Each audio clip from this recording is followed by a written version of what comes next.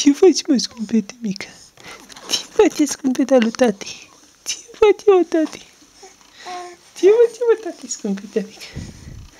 Ce faci, scumpeta lui tati? Da? Ia. Ce faci, băi, ți-a luat pupat? Ia, hai să-i spunem lui mami cât am pupat noi. Uite, hai. Mami, astăzi am pupat 100 de mililitri. Da, da. 100 de mililitri, mami, am pupat în dimineața asta. N-am putut mai mult, mami, n-am putut. M-am zvârcolit și nu puteam. Da. Și mami, acum am chef de joacă și de vorbă și nu vreau să dorm. Da. Da, scumpite mea dulce, da.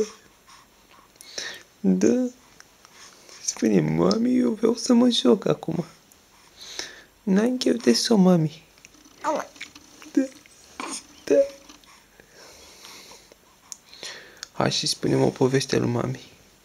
Hai să-i spunem o poveste lui mami.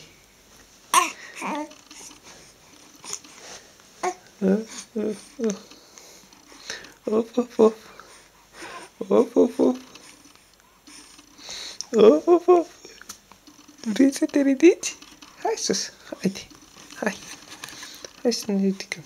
Hai, uite degețelul. Și hai. Hai sus. Hai sus, mă, gândește-mă. Hai sus, mă.